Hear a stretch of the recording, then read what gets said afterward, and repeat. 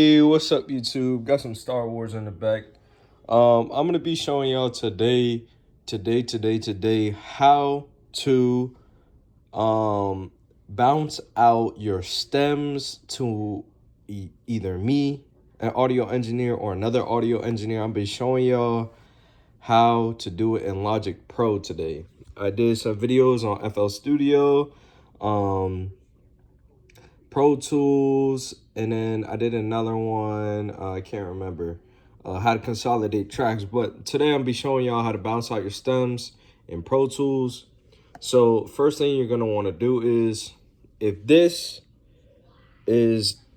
right here is the, let's say like this first one is the beat, you're gonna want to highlight it because you're gonna need this. So like let's say this is the whole part of the beat right here. You don't want to solo this, right?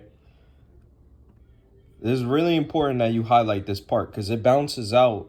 What it does is when you highlight this part, when it bounces it out, it's going to bounce out this whole section. So that when you send it to your audio engineer, all they have to do is drag and drop. And it's one less thing they have to worry about so that they can focus more on the processing part, on the EQ, on the compressors, on the plugin effects, instead of having to figure out what goes where. So it's really important you bounce out this section right here. So you want to make sure it's highlighted. What we're going to do is solo it. You're going to solo it. You're going to go down to File. You're going to go down to Bounce. And then you're going to do Project or Section. Click that. Now we're in the bread and butter with the juice. You're going to click PCM because this is really important that there's going to be a wave file. So what you're going to want to do is, this PCM is a wave, right? You're going to make sure this is a wave, 32-bit float, and then the sample rate. It really depends. It really depends on where you started the project at. But if you can, it's either going to be 44.1K or it's going to be 48K. And you want to make sure it's interleaved. And you're going to press OK. Bounce it out. This is just for the beat. Mind you, this is just for the beat here. All right, cool. Then we're gonna go back. Now it's gonna be a little bit different with the vocals. So now you're gonna keep this whole part still highlighted. Let's say that this is the vocal, the first lead vocal. You're gonna want to take this, click bounce again. You're gonna want to make sure that this is a wave, 32-bit float, 44.1K or 48K. It really just depends. Make sure you consult with an audio engineer, and see what he likes or what would be best. But it's always going to be 32-bit float for the bit depth. And the sample rate is either going to be 44.1K or 48K.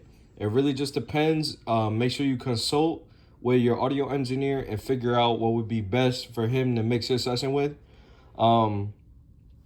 The most important part about the vocals, though, before you even bounce it out, you want to make sure that you go down to your mixer track.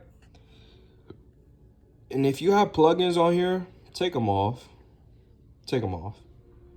Make sure you're taking off the plugins here. You want to make sure that it's a raw vocal when you're bouncing it out. You want to make sure it's a raw vocal so that when you send it to your audio engineer, he could put his own sauce, his own plugins, and really get down to the bread and butter of the processing and give you the best quality possible when delivering it to you.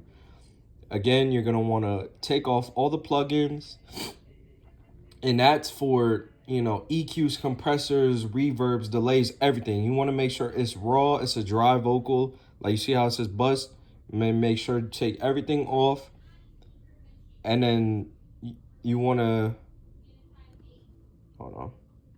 Again, so after you take everything off and you solo the track, then you're going to want to go here, solo it. Go to File, Bounce, Project or Section, PCM. You want to make sure it's a wave. The wave delivers the most highest quality of the vocal possible to your engineer.